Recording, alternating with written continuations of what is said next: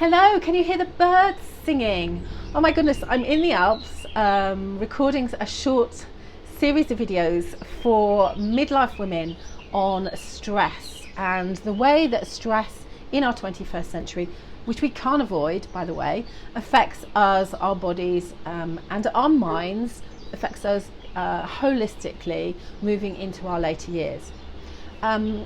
I promised that I would talk about heart disease. This is one of my major passions because despite all of the science and all the research and development around heart disease, and what I mean by heart disease is the propensity for things like cardiovascular accidents like heart attack, stroke, pulmonary embolus, but also long-term chronic heart disease as well. Heart disease is still the biggest killer in the Western world. It accounts for 1 in 2.4 deaths. So 1 in 2.4 of us in the Western world will die of heart disease. Only 3 people survive their first heart attack. 3 out of 10 people survive their first heart attack. And very often these heart attacks come with no warning at all. So you may be like me and know people or know people that have suddenly had a stroke or a heart attack or a bleed on the brain, and they looked fit. They appeared to be happy. They appeared to be the last person that you would think of that would suffer either a fatal or a non-fatal cardiovascular accident.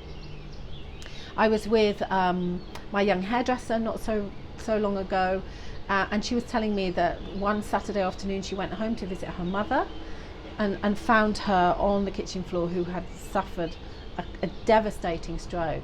Now this lady has survived, but the quality of her life is very poor. She is a mere 54 years old, and you would never have thought that she would have been at risk, because you see, we can't tell from the outside, can we, what's going on in the inside.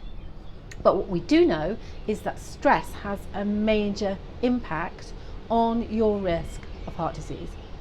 And this is because stress, those high levels of those hormones that we've been talking about, cause inflammation in the body. And if you have arteries that are lovely and open and clear, as you did when you were in your 20s, it means that the blood can flow to and from where it needs to get to. But as we get older, we have things that get in the way of those arteries becoming open and lovely and smooth.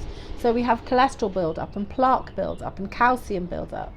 And what happens is that if we are stressed, we then produce inflammation, and that inflammation, those little bits of inflammation, get stuck to the plaque and the cholesterol, and it's that little bit, that inflammatory particle that's in your cell, in the inner lining of your blood cell, that will form a clot, and that is the clot that will travel to your brain, so you have a stroke, that will travel to your lung, that you have a pulmonary embolus with. And this is what my mother, if you know my story, you know that my mother died at 56 of a pulmonary embolus, or indeed will travel to your heart, and this causes a heart attack.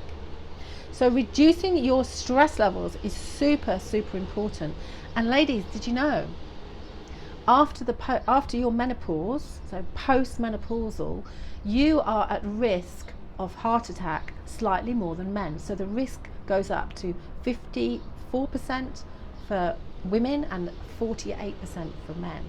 And we tend to think of these kind of things as a man's disease, but actually women postmenopausally, we are more at risk because we haven't got the estrogen in our bodies that protect ourselves from developing this inflammation. So it's really important that we manage our stress levels so that we are at less risk of cardiovascular disease. That's my thought for today. I'll catch you on the next video. Remember to like, share and subscribe so that you can get all my shares and all the stuff that I have learned along my path to health and vitality.